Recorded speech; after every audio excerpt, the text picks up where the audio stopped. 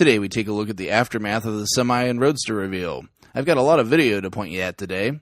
We get multiple looks at Plaid speed, a fair bit more on the Semi, Model 3 wants to be heard from tonight as well, and we begin a new weekly feature, the Tidbit of the Week.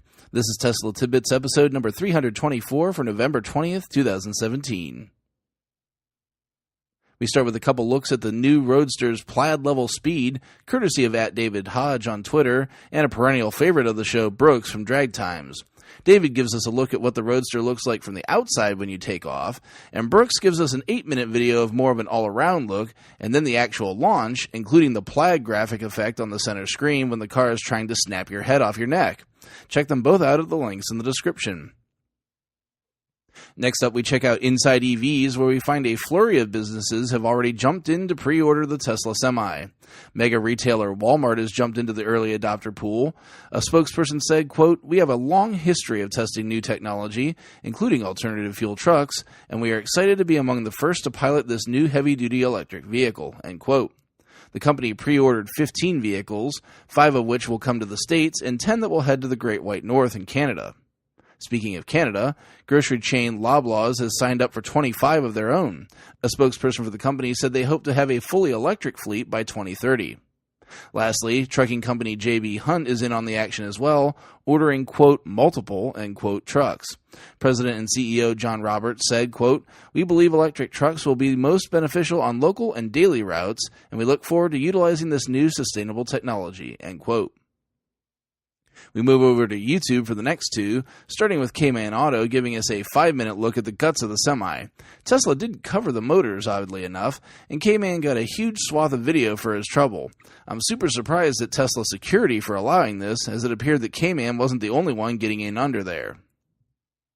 And then lastly, on the Semi front, video captured by Reddit user RCN5 and then posted by Hamspankin gives us a look at the BAMF performance of the truck. You have got to see this.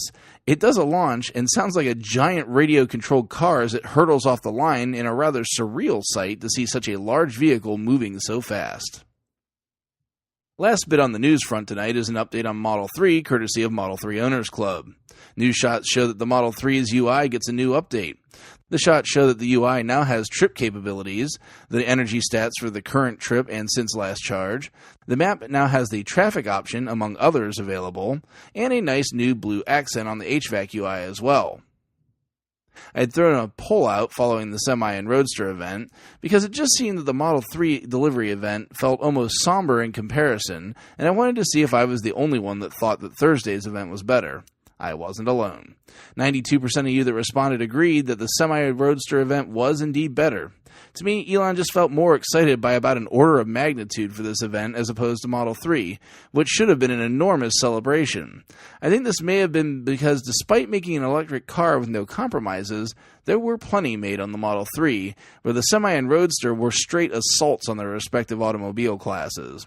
While I still believe Model 3 is the best entry-level luxury car available, it's not the far and away victory that the Semi and Roadster seem to be, and I think Elon knows that, and it showed in his presentations. We'll see if the little cracks in the armor that appeared after some time for the Model 3 show up on the other vehicles. Finally tonight, on the suggestion of super patron Sarah Thomas via Twitter, I'm going to start a weekly story of a tip or little-known feature that owners and prospective owners may find useful. I'll probably release these on slow news days so we continue to have content, or on Friday if we manage to get all the way to the end of the week without a lack of content. I'll start this week with one for more prospective owners out there, and it's geared to the U.S. market. We're going to talk about charging today. Most other EVs require what's called Electric Vehicle Supply Equipment, or EVSE, in order to charge. However, Tesla requires no such thing. While you can buy the Tesla dedicated equipment, the car comes with its Universal Mobile Connector, or UMC. It's so named because there are interchangeable ends that go on the wall connector side. UMC comes with a NEMA 515 connector, which is the standard plug you find in American homes. However, the drawback is that this typically only gets you about 3 miles of range recovered per hour of charge for the Model S, and only 2 for the Model X. The UMC also comes with a NEMA 1450 connector, which is the preferred way to charge your vehicle, as it can net you about 29 miles of range per hour charge for Model S and 25 for Model X. This generally will require a call to your local electrician to install, as these aren't the kind of outlet that is just generally going to be hanging out in your home. Unless, of course, maybe the previous owner also had a Tesla.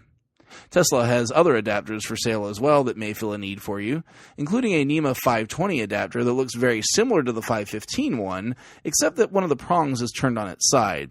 If you have a newer home, you may notice that you have outlets that can accept both a vertical or horizontal prong on the left side of the outlet. This picks you up 4 miles of range per hour charged on the Model S and 3 on the Model X, which can be very useful to get that little extra bit of juice if you're in that desperate of a situation. For an adapter that you may more readily find, the NEMA 1030 or 1430 adapters may assist you, as these are common dryer outlets. Hooking up to these can get you 17 miles of range per hour charged on Model S or 14 for Model X. Lastly, you can always buy the aforementioned spiffy-looking Tesla dedicated charger. For most vehicles, this will get you the same range recovery as the NEMA 1450 standard outlet, maybe up to 34 if you have a newer car with the 48 amp charger equipped on the Model S, or 30 miles for the Model X. But if your vehicle is equipped with the dual chargers or one of the high amperage charger upgrades, you get net 52 miles of range per hour charged in a Model S, or 45 miles of range for Model X.